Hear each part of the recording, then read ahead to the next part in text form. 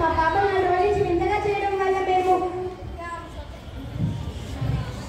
బాబా గారి దగ్గరికి తీసుకెళ్తే మా పాప బియ్యం పట్టిందన్నారండి. ఏంటమ్మా ఈ రోజుల్లో కూడా శుద్ర పూజని నమ్ముతున్నారా?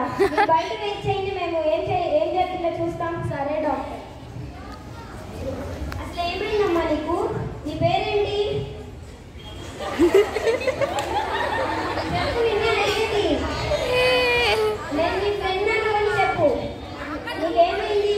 ఆ బామ్మగారు చనిపోయినప్పుడు దగ్గర నుంచి మాట్లాడడం లేదు డాక్టర్ గారండి. మీ ఫ్రెండ్స్ ఉన్నారు కదా, వాళ్ళు కూడా నాతో మాట్లాడట్లా. అందరూ నన్ను ద్వేషిస్తున్నారు. నా మీద నాకే అసహ్యం వేస్తుంది. సరే అమ్మా, నీ పేరెంట్స్తో మాట్లాడతాను.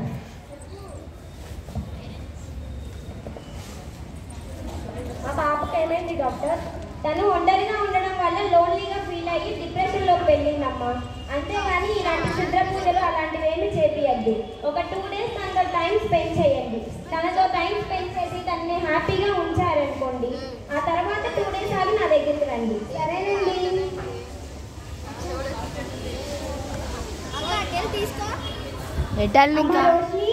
ఇవాళ సండే కదా, అందరం ఆడుకుందామా? ఆడుకుందామమ్మా. కూడా పిలవమంటారా? వద్దు. ఎందుకమ్మా?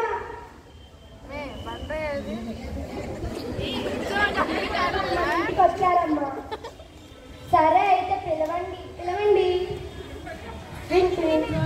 హలో అంకుల్, చెప్పండి. హలో కావ్య, ఎక్కడున్నావు? ఇంట్లోనే ఉన్నా అంకుల్. ఒకసారి మా ఇంటికి రావా? సరే అంకుల్.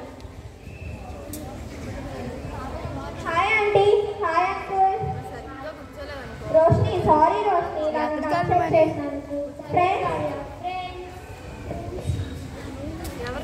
ఏం మాట్లాడుతున్నా?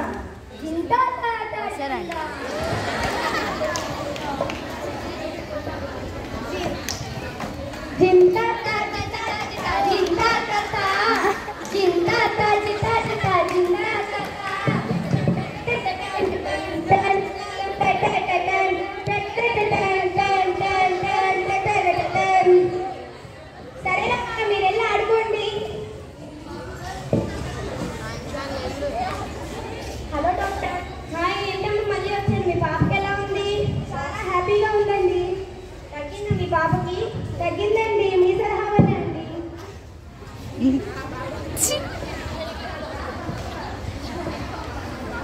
సో చూసారుగా ఫ్రెండ్స్, నేను లోన్లీగా ఉండడం వల్ల డిప్రెషన్లోకి వెళ్ళిపోయి మెంటల్గా డిస్టర్బ్ అయింది. తనని చూసి అందరూ దయ్యం అనుకున్నారు. అంతేకాని తనకి ఏ శుద్ర పూజలు అవసరం లేదు. ఇలాంటి శుద్ర పూజలు నిమ్మకాయ తొక్కితే ఏమన్నా అయింది అనుకోవడాన్ని పక్కన పెట్టండి. మీలో ఉన్న మూఢనమ్మకాన్ని తొలగించండి. Thank you.